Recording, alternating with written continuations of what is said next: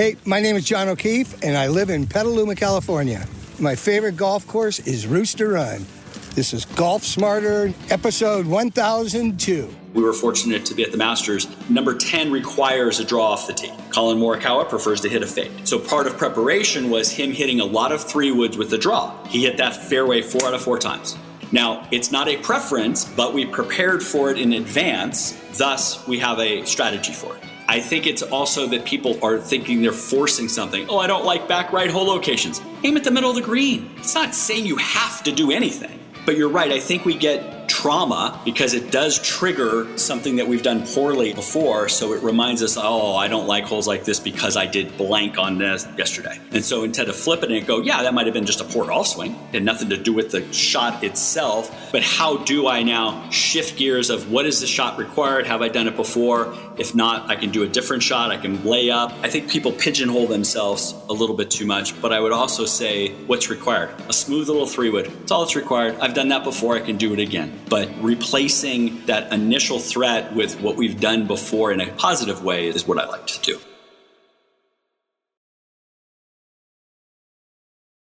The difference between confidence over cockiness is subtle, but it's effective in lowering scores with Rick Sessinghaus. This is Golf Smarter, sharing stories, tips, and insights from great golf minds to help you lower your score and raise your golf IQ. Here's your host, Fred Greene. Welcome back to the Golf Smarter podcast, Rick. Hello, Fred. How are you? I am fine. I'm excited. I love this celebration that I've been doing on episode 1000 and everything around it, and getting a short list of people that I've wanted to have come back and just, share their complete knowledge and just grind you as best I can. And you are high on the list because I just love our conversation. So thank you for coming back on. Thank you for the invite. Unbelievable. We've had multiple conversations. We talk about FlowCode. And I've talked to many people about the mental aspect, and that's really the focus of this podcast. And it seems as if over the last 20 years of this podcast that the conversation about the mental game has only strengthened, and maybe even came out of nowhere from before, where it was all swing mechanics. And you are following that, especially with the FlowCode at theflowcode.com. Please check it out. What have you witnessed? Because you've been coaching for more than those 20 years. Right.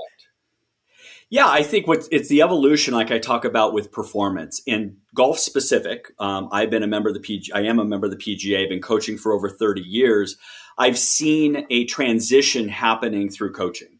And again, at first it is about swing mechanics and getting good fundamentals. We have to teach technique and skills. Of course we do. And I think when we look at maybe what happened almost 20 years ago, we started seeing physical fitness, TPI come on board a little bit more, which was awesome. We started understanding the structure of your body is going to govern your function, what you can and cannot do, right? I'm a lot older now. I'm a little bit tighter than I was playing college golf. I can't do the same things I used to be able to do at the swing, right? So there's a physical component. I think we're getting more knowledge on that. I think we've got club fitting has improved. We've got even biomechanics, which is a fascinating industry of force plates and 3D and vests and all these things to understand how the body's working in real time is all fantastic. And yet I think that puzzle piece, which we have always believed has been important, but we are finally talking about it, is the mental side of the game. And we go back to, you and I read tons of books. You go back to Nicholas books and Harvey Pinnock books. I mean, there's some mental game stuff thrown in there a little bit if you really want to dig in, right? Yeah, Course management, a little bit here and there. So I've seen a huge upswing in mental game coaching / acceptance, I guess is the first word, of why are we talking about it more? Because I think the players are talking about it more in their post-round interviews and when they win. It's like, hey, what was this week about? You don't hear, yes, I got my great position of my takeaway. It's more like, hey, I got my mindset right. I got my focus right. I dealt with the pressure in this way. I did some breathing.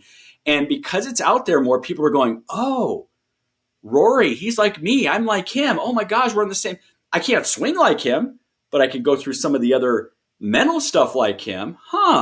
maybe that's something I can address. And I think there's some wonderful, I mean, you have some of the best mental game coaches and experts on, so that's a growing field. And us coaches, I believe we have a lot to say, and it's starting to be accepted and applied finally.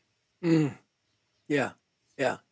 And I'm curious from your perspective, as we talk about that 20 years, there's also been a tremendous amount of change in golf through technology, right? Oh, yeah. And a lot of it, of course, being, ball speed and your launch angle and, your dispersion, all that stuff. The technology is there, GPS. But how has that impacted the mental aspect of what we do? Yeah, I think part of it is the certainty, like the measurables, right? So you mentioned that when TrackMan or the first radar systems came out, we had factual data of what a ball did, and we also knew what the club and club face was doing to make it produce this and the attack angle. And so it wasn't guessing anymore. And I think that was liberating for a lot of coaches. Like, we're not guessing. Great. When you have certainty of when the club does this and the ball does this, we can then reverse engineer the swing mechanics. That's a great space to be. Okay. Then you start seeing this technology of the force plates and of the 3D and all this to get even more of those specific measurements. And for some people in the industry, that's been a key thing of knowing what works and what doesn't. Now, we can go on a whole other discussion on, is the technology being overused and we're not coaching enough? That we can talk about here in a moment. I don't want the technology to be the coach, right? Now, with the mental side, though, is I'm excited on two fronts. Is technology is starting to be used in the mental side of the game. If we want to measure the mental game, up to this point, it's been very challenging. How do you measure the mental game? You take people's opinion. Hey, did you focus on the course? And if they said yes, then I guess that's our measurement. Right? It was very subjective, right?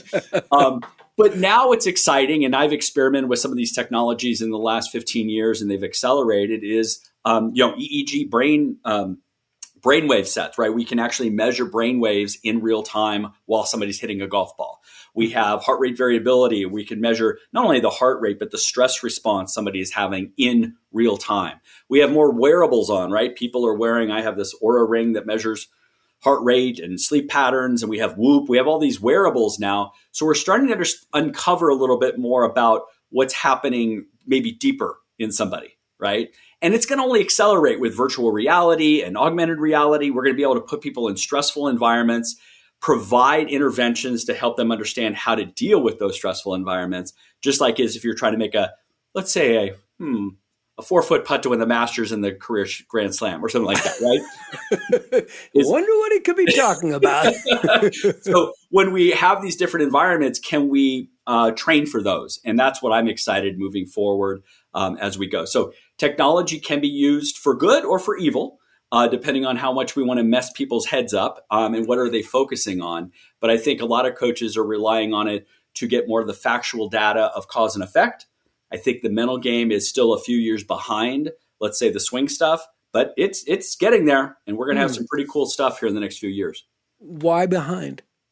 Because the wearable technologies still need to work in real time better. So there's a lot of players on the PGA Tour that wear the Whoop band, right? It does measure heart rate variability, but it can't do it by second in real time as much as we would like. It's close. It's getting there. But if it's giving a vague thing of what happened in the last minute, but we want to know what's happening when we make the golf swing, that's why I say the wearable technology is going to get better. I think we'll be able to measure more things and more accurately. Right now we don't put a EEG headband on and somebody when they're playing a PGA Tour event. I think in the future we're going to have some fun with that. So I think it's still a little bit the accuracy, how quickly the data can be utilized, and how many markers we can start to measure too. On the wearables, is that instant information or is it something that post round you can go back and look at, like your Arcos and looking at your stats? Correct. A lot is going to be post, right? So we can download Like I have the Aura Ring. I can download what my activity was for the last few hours. It'll tell me activity score, stress response, all these type of things. It'll give me a heart rate variability score. But again, it becomes a little too vague for when we're talking about a shot-by-shot basis. So yes, and I think it's going to happen relatively quickly. We'll be able to put a marker there that, I hit a drive on number 1. I hit a putt on number 2. And put markers there in real time to now look back and go, why did that heart rate variability change here? Or why did the EEG go a little bit with faster brainwaves, beta, instead of lowering? Then it's easier to have that conversation about the mental game. But yeah, how quickly the data can be uploaded is one key thing.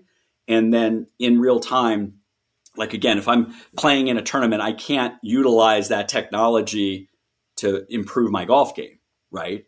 Arcos, you can put your stats in and all that stuff, but you look at it afterwards and look for patterns. Right now we can look for patterns, but it still needs to improve a little bit on the second by second.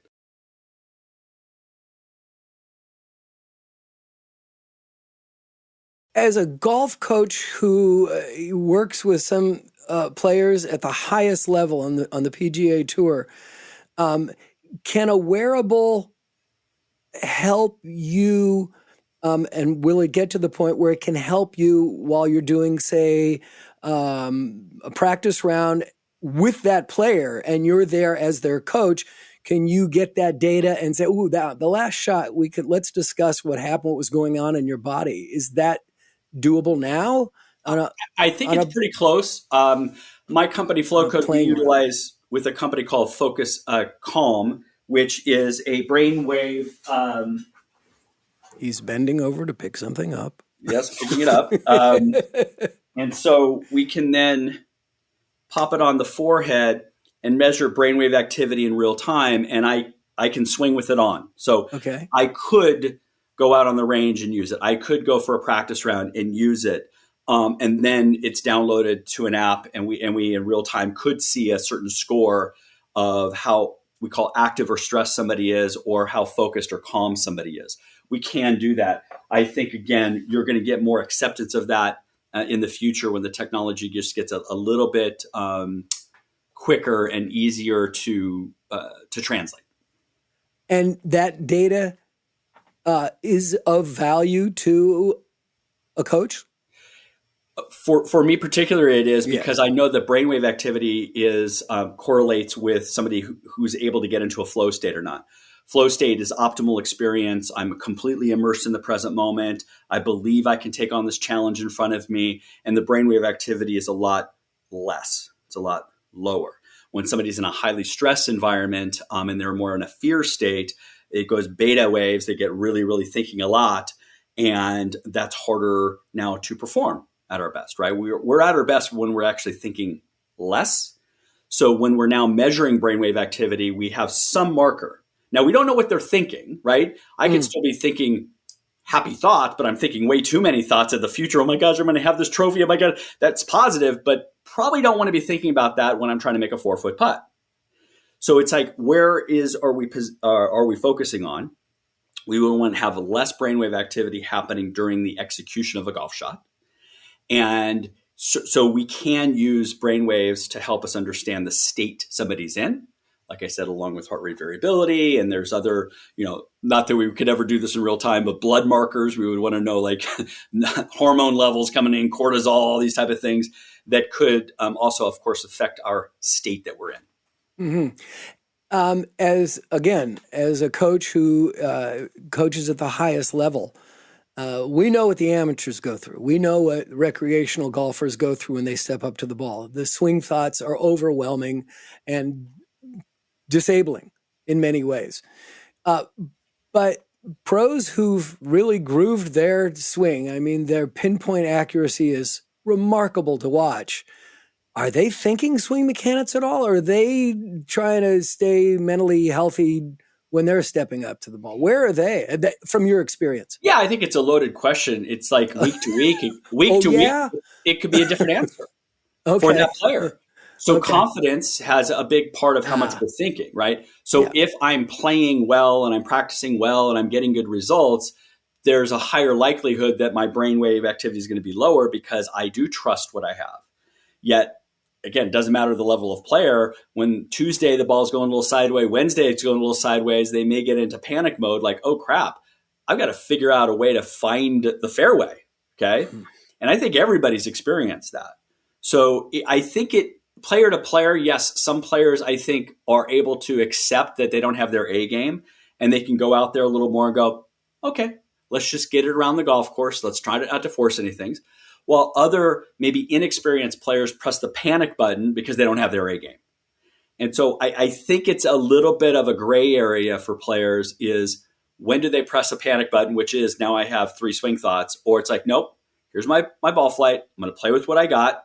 Let's go round 1. Then after, let's try to figure something out. But I think that comes through experience also. But all humans are humans, and we will tend to try to fix things with thinking and logic and analytical stuff. And if we go down that rabbit hole too much, it actually hinders the performance even more. Who has more of an impact on confidence? And we're going to talk a lot about confidence. We have to. Coach or the caddy? That's a great question. I'm gonna say before they tee it up on the first hole, it would be the coach, and then of course shot by shot, the caddy now has a huge role. And I think if you work together, that you're now saying the same message, and there's a consistency of message. Together being the coach and the caddy. Correct. Yes, okay. that we're using the same verbiage or how we're going to go through pre-shot routines in a certain way, and it can be similar. But that end goal of what does the player need to hear, maybe need is too strong of a word, but how do we put them in an optimal state with what we say, the questions we ask, and even how we react to how a player is going about it. But I think part of the coaches is to help them prepare for the event, and the caddies there is the anchor on a shot-by-shot basis. Mm-hmm, mm-hmm. Okay, now let's get to confidence. Mm-hmm. Important? Critical? Or, yeah, it's okay. Talk about loaded questions. It's. I look at, because flow in the optimal state, it starts with focus. So flow follows focus. The only way to get into a flow state is to be in the present moment. So we always say it starts with focus. Yet, a next piece of this is somebody needs to believe they have the skills to match the challenge in front of them. So the belief system is confidence. My belief in my ability that I can execute the shot in front of me. Okay. Now we can certainly talk about what could enhance confidence. What could I do in the present moment, which we'll get into in a moment, but confidence is a core of it. If I believe I can do something, I'm in a much different attitude than, oh crap, I hate this hole. Oh my gosh. And that's going to create a threat response, which is to stress, fight or flight. So yes, confidence has a lot to do with how we perceive the shot in front of us. Can I do it or not? I think that's a big question to ask. And if the answer is no, I can pick another shot, certainly. Or I can go, oh, well, let's just try it anyways. And then good luck with that. Right? Yeah. So confidence is a core of the mental game. Our belief is very important.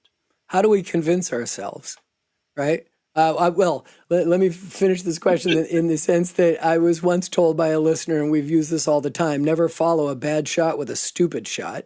Yeah. Right? And so how do we get to the point where we're standing over the shot going, just because I can see the flag doesn't mean I can make the shot? So now we're talking about either we're making a decision based on emotion, like I'm mad or I'm frustrated because of the last hole and I need to get it back. That's a post-shot routine, emotional regulation question. The other one is somebody who's just ultra aggressive, risky, their ego gets in the way. I'm going to go for that whole location. Now, it sounds like it's confidence, but is it cockiness to the point where that is not playing the percentage? Of course, right? So I think that those are two different things. And I think confidence, when you said convince ourselves or something like that, of course, we want to get to the point where we're not trying to convince ourselves. It's either I believe I can do it or I can't. And some of that has been with past results. Have you hit the shot successfully in the past before? The answer is yes. Okay. I've at least I can maybe go back into my memories like, yeah, this is a 5-iron. Oh, I've hit plenty of really good 5-irons. Last week I hit that. And we can now change the memory because most people are geared to what they don't want because, oh crap, I've done this bad on this hole before. We're trying to replace a memory with what we've done in the past.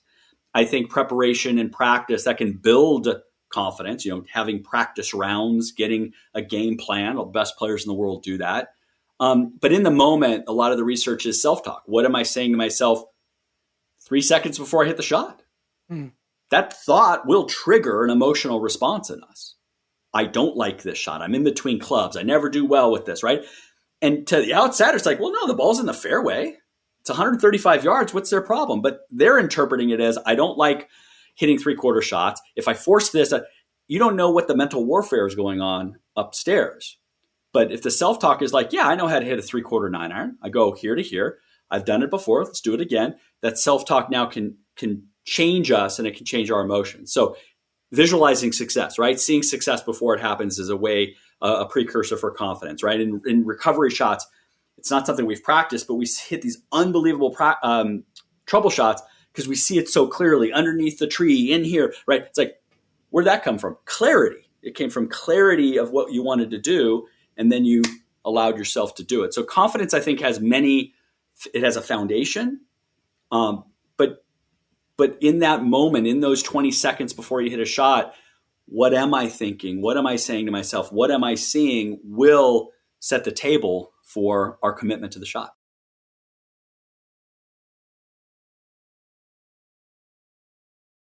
When you mentioned replace a memory, I frequently will, when I walk up to a tee box and I'm playing with someone who goes, oh, I hate this hole. It beats me up every time. I always say, that golf, history has nothing to do with your next shot. Do you realize that? I mean, like, you're talking yourself into a real problem here. Don't do that. How? Well, I think what we're doing is we're trying to superimpose what is the shot required. So let me give you an example. If I like to fade the ball and I come up to a hole that is a dog leg left, at first it's like, that doesn't match my eyes. Fair enough, right? I prefer to hit a fade, but it's a draw biased type shot. Well, I still have options. Do I have to hit a draw? Maybe not. Maybe I hit a 3-wood to the corner of the dog leg. So I don't have to do anything. Or I could say, what is the shot required? Actually, it's just requiring me to hit a driver that I hit all the time. I aim a little more left, even though I know that's not correct for a dog leg left, and I play my natural pattern. I could do that too.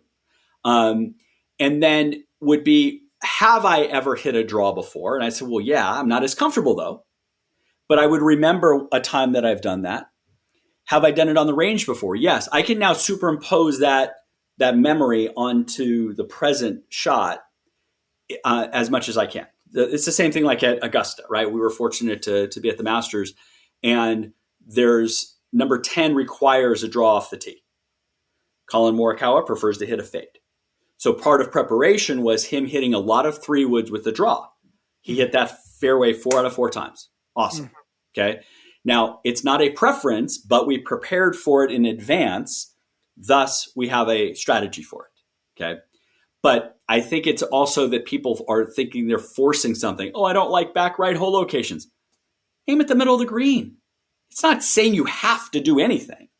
And, but you're right. I think we get, and I know this will sound like a weird word, but trauma, because it does trigger something that we've done poorly at before. So it reminds us, oh, I don't like holes like this because I did blank on this type of hole yesterday. And so instead of flipping it, go, yeah, that might have been just a poor golf swing. It had nothing to do with the shot itself. But how do I now shift gears of what is the shot required? Have I done it before? If not, I can do a different shot. I can lay up. I think people pigeonhole themselves a little bit too much. But I would also say, what's required? Oh, a smooth little 3-wood. That's all that's required. I've done that before. I can do it again. But replacing that initial threat with what we've done before in a positive way is what I like to do. You just brought up Collin. You did. I didn't. But now that you did.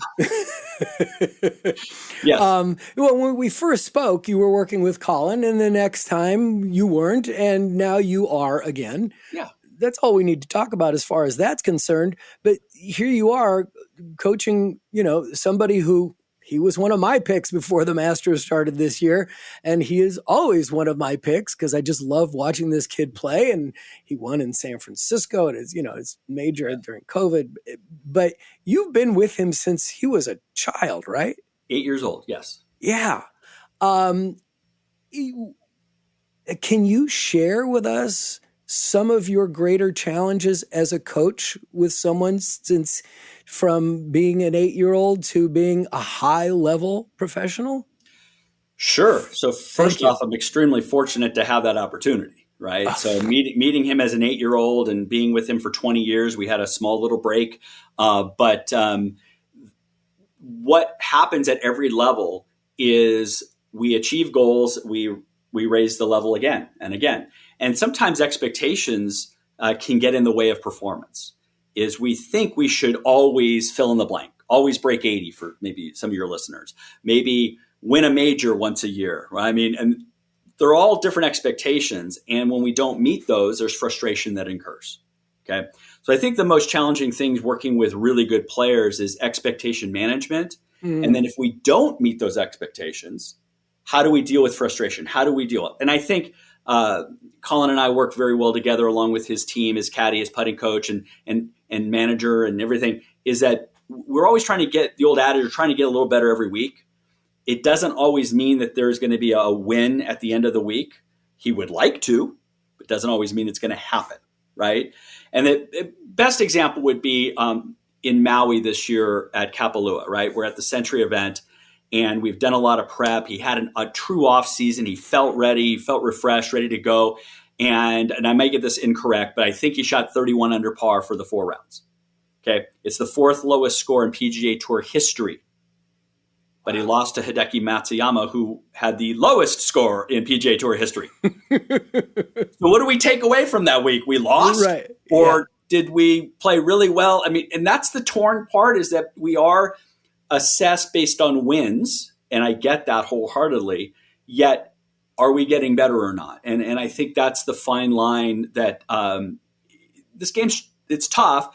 And then even when you're playing really well, it's tough to win. And then if you win, then people are expecting you to do it more often. It becomes a vicious circle. So, I'm proud that, Collin works real hard. He's moving forward. He's had it, this is where we're taping it here is still first quarter of 2025. And he's had a good, solid start of his year and very optimistic that it's going to continue. So that's the biggest thing, is expectation management.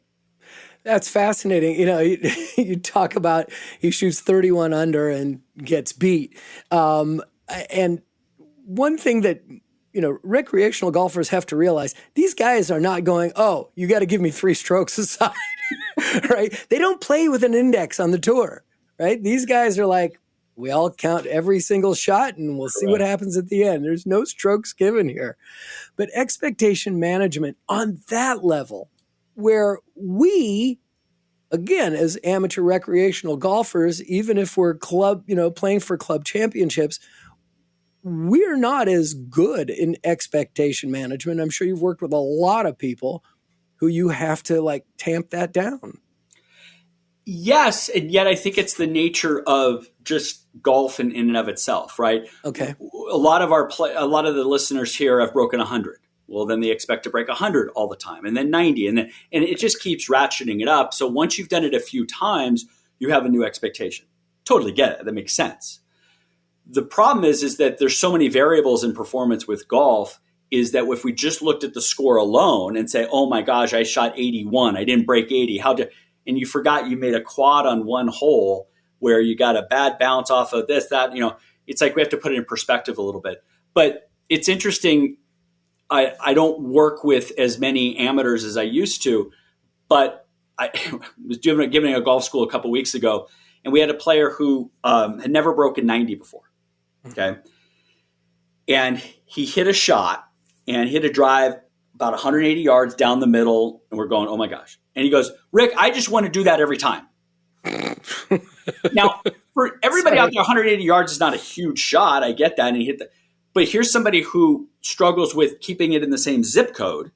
But now once he hits a good shot, he says, oh, I just want that every time. It's like, come on. How about we shoot for 4 out of 10 right now, right? It's just what we get the taste of success in this game, and it just brings us in. It's like, well, Rick, I just did it. I should do that every time. I go, we're not robots. We're not.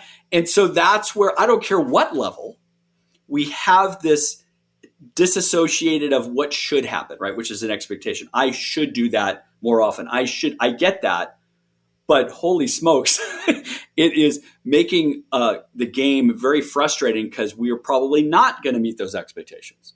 So now how do you deal with that? And then we have all that other stuff. But I actually try to use stats for my amateurs too. It's like, let's say the old adage of what's a PGA Tour make rate from roughly 8 feet.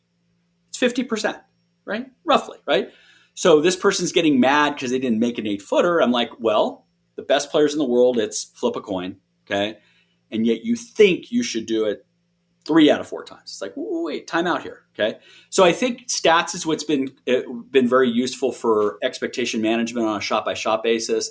But I think, again, once we taste some success, we think, well, I've got it. I said, well, I don't know if you've got it. You tapped into it. Now, can we get it more often? You've tasted it. You've tasted it, right? So I think it's a challenge for all of us golfers. No question about it. But when you say we're not robots, let's remember that there's a golf ball in between all of this. And even the robots don't hit the exact same shot every single time. It's not like you're looking at a dispersion rate of a robot, what is it, Iron Byron? Right. You're not going to see the ball landing within a yard of each other every single time. Correct. I mean, we've got wind direction. We've got we've got water on the face of the club and then the ball. I mean, yes, we can do it as close conditions as possible to minimize variables, but golf is in a randomized environment with all kinds of variables. So I think people are very unfair to themselves, again, thinking they can do the same thing over and over and over again when they can't control all those variables.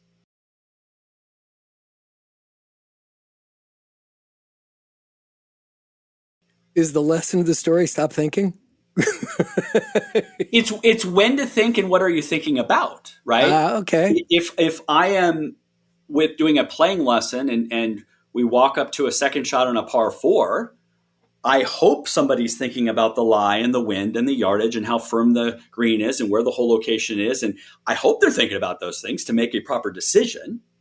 Once we make a decision, which is still analytical and still kind of going, okay, I'm going to hit a 9-iron and I'm going to aim it 15 feet left of the hole. I'm still thinking, I'm creating an intention.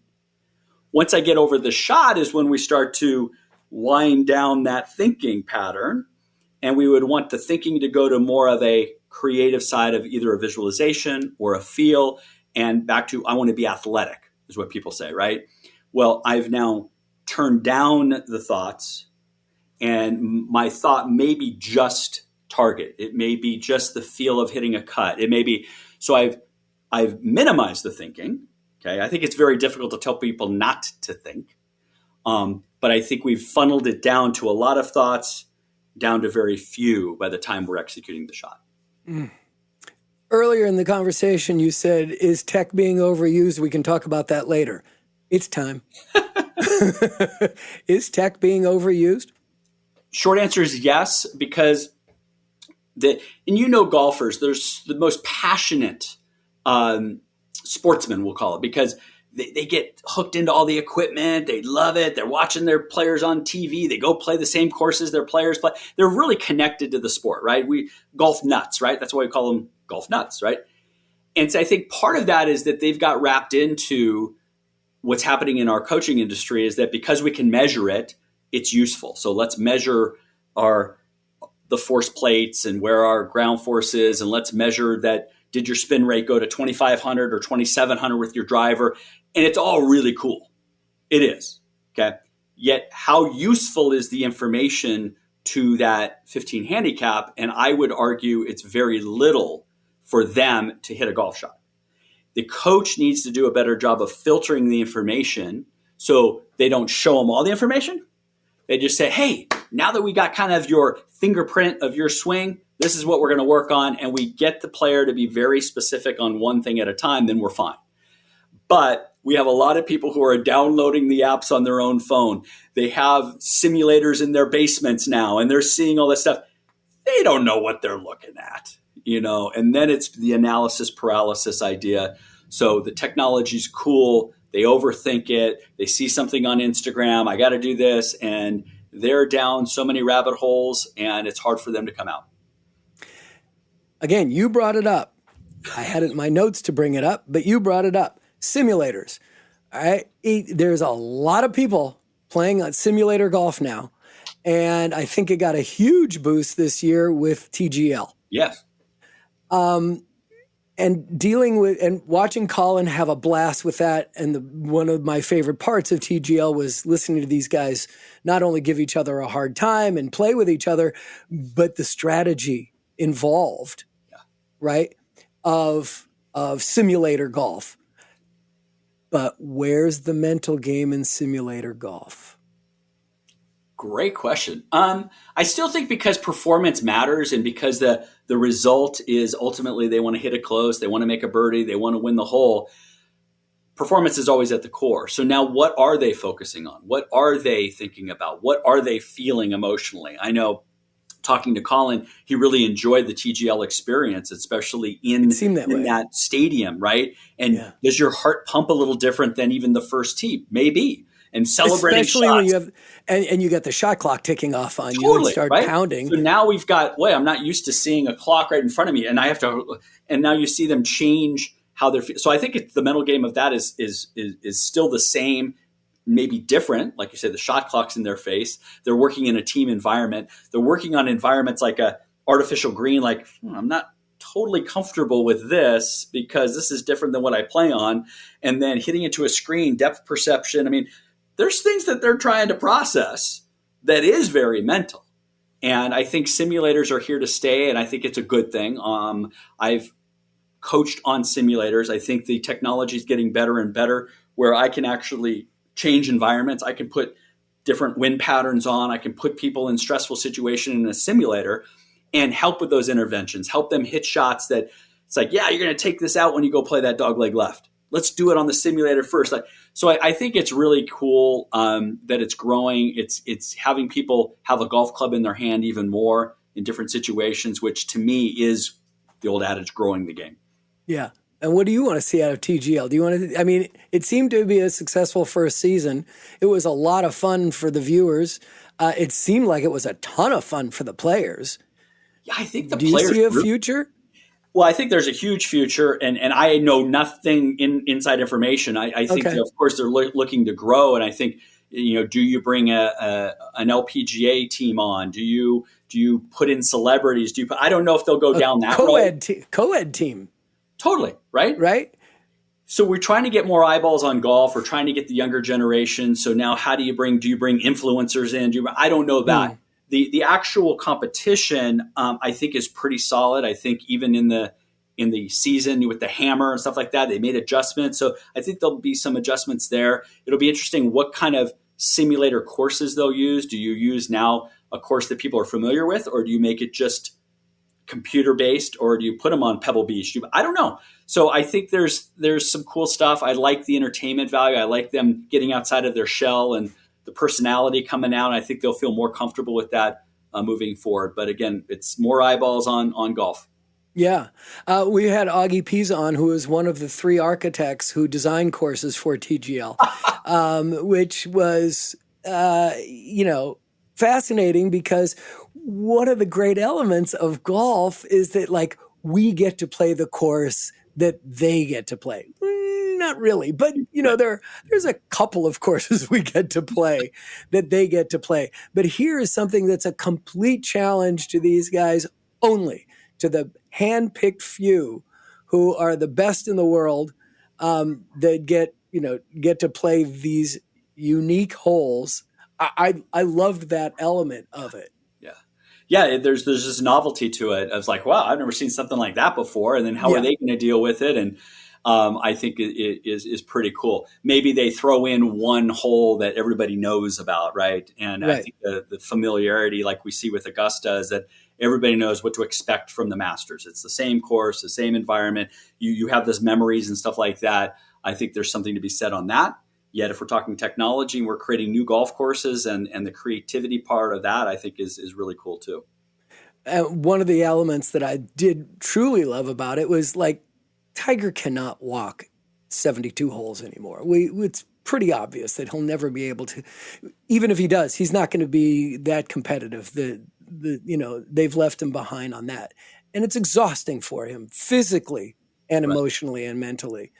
But with TGL, the seniors can really play the game now, right? If they can get used to the idea of hitting into a screen 35 yards away. I think bringing seniors in, I'd love to see Collin play against you. I'd like to see these guys, a team of players and their coaches playing against each other. All right, I got to talk to my agent on that one. But I think that's the fun part is like you and I play golf, and a lot of why we play golf is the camaraderie, our friends, the trash talking with that. And I think if you bring that to this, and yes, you're bringing a coach, a caddy, a whatever, that it's kind of like what you would be doing on your Saturday morning, and you're throwing down extra, I'm going to press you on this and all that kind of stuff. That kind of terminology people get, and they want to see the best players being able to do that too. Yeah. Yeah. So I cannot let you go without giving us an update on what's going on with FlowCode. Oh, thank you. Yes. So FlowCode, theflowcode.com, a company that I started about 6 years ago. And it's basically tools, frameworks, and strategies to help somebody go from a fear state to a flow state. We have an app. We work with a lot of golf academies and golf coaches to be their official mental game partner. We have a junior academy. We do a lot of live events. I was fortunate to go to China and Thailand and Denmark and Slovenia last year, and we got some more world travel going on this year. So it's really cool to get the mental game out there for all those players. Is FlowCode going to end up with a simulator? Or are we going to be on the golf course? We'll see. There's some stuff we're talking about. So. Well, again, I want to thank you because you were a big part of what I wanted this celebration of 1,000 episodes to be of Golf Smarter, because you've been, how do I explain how I feel about what you've taught us in the times that you've been with us? It's been remarkable, and your passion for it and your understanding and your ability to articulate it has just made it so important to me to get you back. So thank you for coming back. Thank you, Fred, and thanks for spreading the word on the mental game.